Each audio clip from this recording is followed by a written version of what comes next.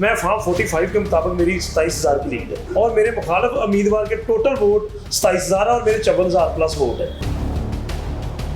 यानी कि उससे डबल वोट मैंने लिए फॉर्म 45 के मुताबिक। इतनी बड़ी लीड के साथ इतनी ज्यादती, मैं कहता हूँ पंजाब की सबसे बड़ी लीड है एमपीए की। तो मैं अपनी आवाम का शुक्रिया अदा करता हूँ। नून लीग वाले लेके आए अपने फॉर्म 45, बैठे आके हमारे साथ मुनाजरा करें, देख ले किसके जाली है किसके असली है। हमारे सुप्रीम कोर्ट के चीफ जस्टिस ऑफ पाकिस्तान काजी फाइज साहब, उनसे अगर कोई सवाल करे ना तो वो कहते हैं कोई सबूत लेके आए। हमारे पास तमाम के तमाम फॉर्म 45 मौजूद है, इससे बड़ा कोई सबूत हो सकता है? मैं अपने कायद का बड़ा शुक्रगुजार हूँ कि मेरे कायद ने मुझे 2 दफ़ा टिकट दी। मेरी सियासत पीटीआई से शुरू हुई थी और पीटीआई पे खत्म हुई। बिस्मिल्लाहिर्रहमानिर्रहीम। हम इस वक्त हैं शब्बीर गुज्जर साहब के साथ, बल्कि शब्बीर गुज्जर साहब हमारे साथ हैं, जो भी आप समझ लें। वो शब्बीर गुज्जर साहब जिन्होंने 17 जुलाई को ज़िमनी इंतखाबात में नज़ीर चौहान साहब को, जिनको लाहौर का थम कहा जाता था, हराया था। तहरीक इंसाफ के टिकट पर वो जीते थे और उसके बाद वो हो गए। तो ज़िमनी इंतखाबात हुए जिसमें शब्बीर गुज्जर साहब ने उनको हराया। अब दोबारा इंतखाबात हुए हैं, शब्बीर गुज्जर साहब पर इमरान खान की तरफ से एतमाद का इजहार किया गया। इनके साथ हमारी कई मुलाकातें होती रही हैं ज़मान पार्क में। इनके साथ भी वो हाथ हो गया फॉर्म 45, फॉर्म 47। जी, तो क्या सूरत हाल है जनाब गुज्जर साहब? आप अस्सलाम वालेकुम जी, आपका शुक्रिया जी, आप आए, आपने मेरा मौक़िफ़ सुनने की कोशिश की। मेरा मौक़िफ़ ये देखें, मुझे अवाम ने मुझे इलेक्ट किया, अवाम ने मुझे मैंडेट दिया। शुक्र अल्हम्दुलिल्लाह। मैं अपनी अवाम का जितना भी शुक्रिया अदा कर लूँ उतना कम है कि उन्होंने पहले भी बाई इलेक्शन में 17 जुलाई में मुझे अच्छा मैंडेट दिया और बड़ी लीड से मुझे जितवाया।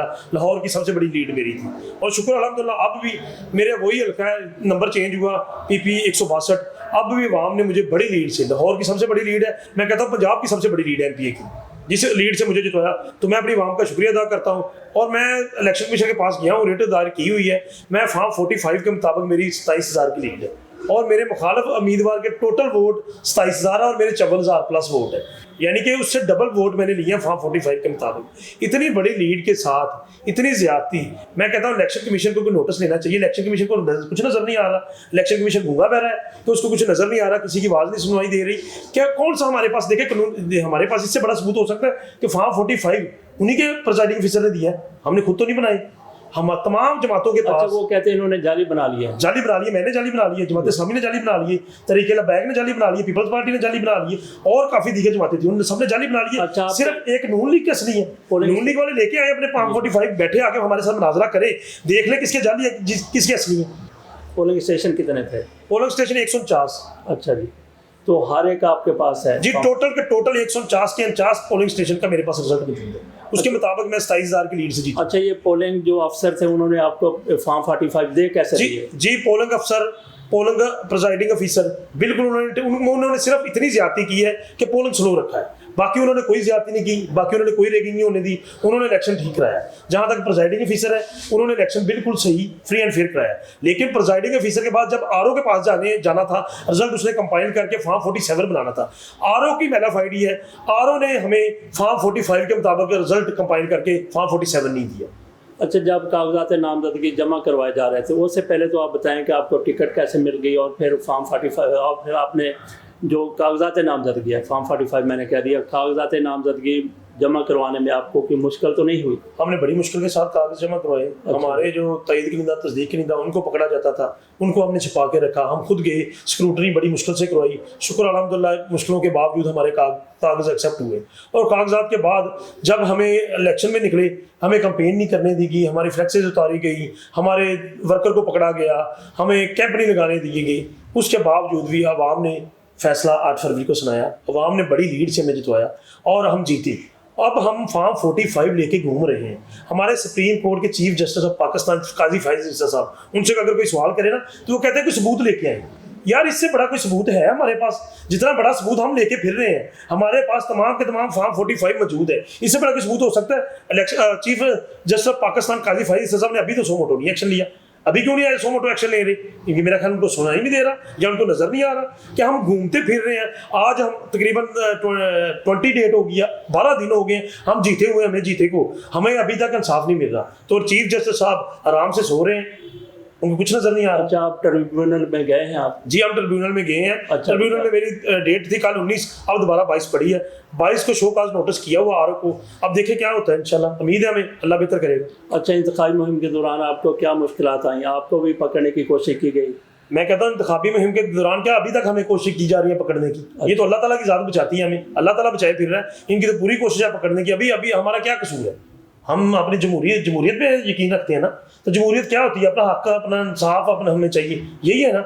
हर किसी को आपकी आवाज़ अपनी है, मुदस्सिर साहब की आवाज़ अपनी, हर किसी की आवाज़ अपनी होती है ना। तो ये जमहूरी की आवाज़ दबाना चाह रहे हैं तो ये ऐसे नहीं दबेगी, ये मुल्क का नुकसान कर रहे हैं। पहले इन्होंने 16 महीने में मुल्क का बेड़ा गर्क किया, अब मजीद ये 2 नंबरी से जालसाजी से जो हुकूमत बनाने जा रहे हैं, ये मुल्क को पीछे लेके जा रहे हैं, ये मुल्क को तो घेर रहे हैं। मैं इन तमाम अदारों के जो सरबराह हैं इनको कहना चाहता हूँ, प्लीज़ आप पाकिस्तान का सोचें, अपनी नाम को छोड़ें, अपनी अनाएँ छोड़ के आप जाएँ, जेल में जाएँ, इमरान खान से माफ़ी मांगें और माफ़ी मांग के जो आपने उसको मैंडेट दिया है उसको हुकूमत बनाने दें और पाकिस्तान आगे बढ़े, तरक्की करे।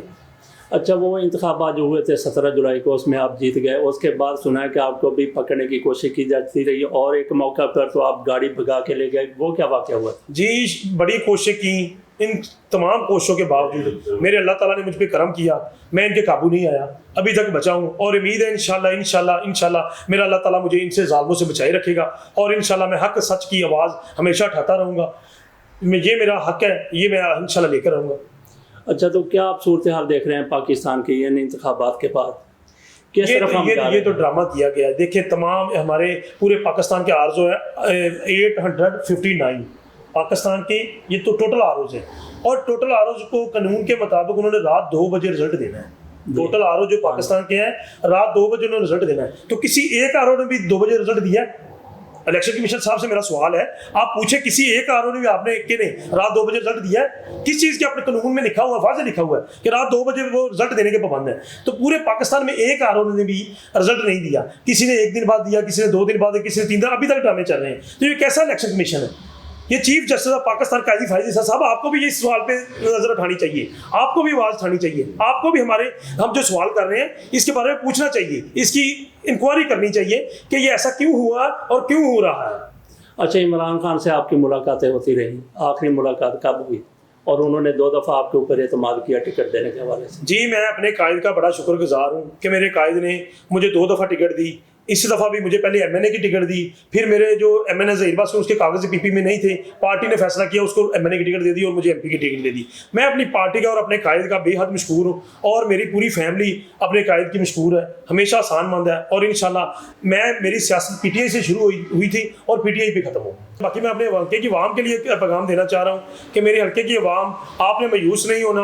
आपने जिस जुर्रत के साथ, जिस दलेरी के साथ आपने 17 जुलाई को 2022 को मुझे जिस जुर्रत के साथ, जिस दलेरी के साथ वोट दिए और उसके बाद आप 8 फरवरी को जिस जुर्रत के साथ, जिस दलेरी के साथ आप निकले, आपने मुझे जितवाया, इंशाल्लाह मैं आपका मैंडेट चोरी नहीं होने दूंगा। मैं आखिरी हद तक जाऊंगा, मैं कानूनी जंग लड़ूंगा, जहां तक भी हुआ इंशाल्लाह मैं आपका मैंडेट वापस लेके आऊंगा और इंशाल्लाह जीत आपकी होगी, हक और सच की होगी, इमरान खान की होगी। अच्छा, आपके ऊपर जो इलेक्शन हुआ है MNA का, ज़हीर अब्बास खोखर, बिलावल भुट्टो जरदारी और अता तारड़, उसमें क्या हुआ?